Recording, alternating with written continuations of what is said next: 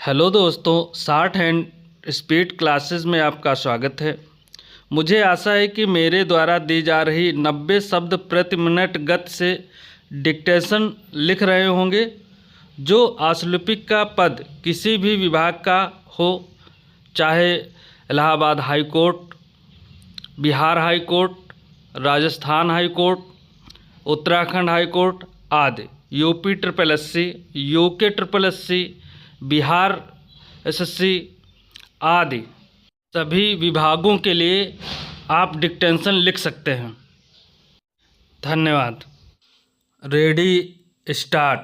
महोदय, 25 वर्षों के अंतराल के बाद अंतर संसदीय संगठन सम्मेलन भारत में पुनः आयोजित किया जा रहा है। यह हमारा सौभाग्य है कि इस सम्मेलन का आतिथ्य हम कर रहे हैं।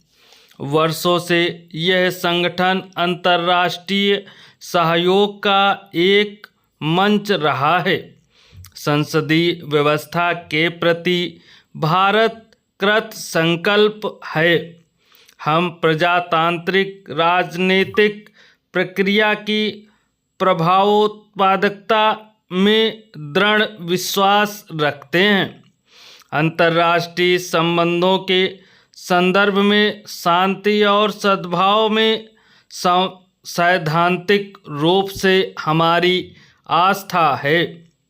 इसलिए भारत इस संगठन के प्रति पूर्णतः वचनबद्ध है। मैं आप सबका हार्दिक स्वागत करता हूं। अंतर संसदीय संगठन लोगों की आवाज़ राष्ट्रीय सीमाओं से पार ले जाकर एक साझे अंतर्राष्ट्रीय मंच पर पहुंचा देता है। अपनी अपनी संसदों के माध्यम से व्यक्त सामूहिक विचार एक शक्ति बन जाते हैं। जनता के स्तर पर इस संगठन का सही महत्व है। प्रजातंत्र के समर्थक होने के नाते हम जानते हैं कि राजनीतिक व्यवस्था को दृढ़ता, सार्थकता और वैधता अपनी जनता से ही प्राप्त होती है। इसलिए व्यवस्था में उन्हीं की आकांक्षाएं, चिंताएं और आवश्यकताएं प्रतिबिंबित होनी चाहिए। इन सब पर अंतर्राष्ट्रीय वातावरण का प्रभाव पड़ता है। इसीलिए इनका विस्तार भी अंतर्राष्ट्रीय स्तर पर होता है। अतः यह बहुत आवश्यक है कि प्रतिनिधि संस्थाएं उदार बने और निर्वाचित सत्ताधारी तेजी से बदल रहे इस संसार में राष्ट्रीय हित के लिए अलग थलग ना रहें।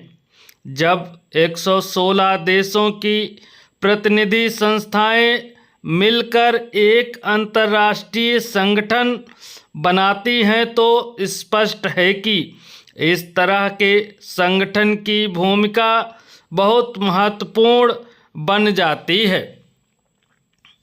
इतिहास साक्षी है कि अंतर्राष्ट्रीय सहयोग से सबसे अधिक लाभ होता है। हम एक दूसरे पर पहले से अधिक निर्भर रहने लगे हैं। अतीत की तुलना में आज आर्थिक और पारिस्थितिक सुरक्षा राष्ट्रीय सीमाओं से परे पहुंच गई है। बड़े पैमाने पर हुए विकास के लक्षणों के बावजूद हमारी पीढ़ी ने और पूर्व सदी के ने युद्ध की विभीषिका, रोग, अकाल और पतन को देखा है। 21वीं सदी से हम प्रवेश कर चुके हैं। अनेक विशेषज्ञ मानते हैं कि हम पूर्ण नाश के कगार पर खड़े हैं। रसातल हमसे दूर नहीं है। मैं स्वीकारता हूँ कि यह एक दुखद अंधकारपूर्ण परिदृश्य है, लेकिन संभवतः यह भावना ही हम सांसदों की साझी जिम्मेदारी की ओर हमारा ध्यान केंद्रित करेगा।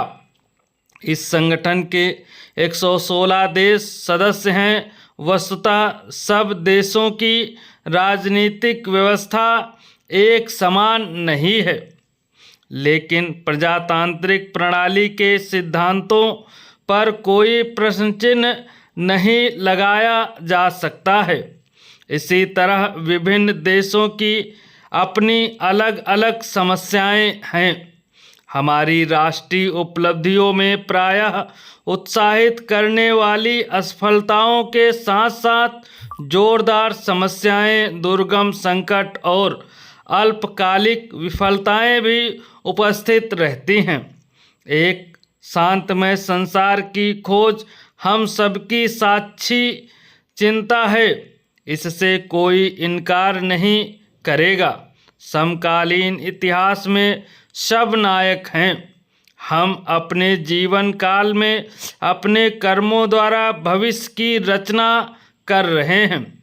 इस तरह हम सबका कर्तव्य बन जाता है कि हम एक अच्छा संसार रचने का सच्चा प्रयास करें। दोस्तों, मेरे द्वारा दी जा रही डिक्टेशन यदि पसंद आती है तो लाइक, शेयर एवं सब्सक्राइब अवश्य करते रहें। धन्यवाद।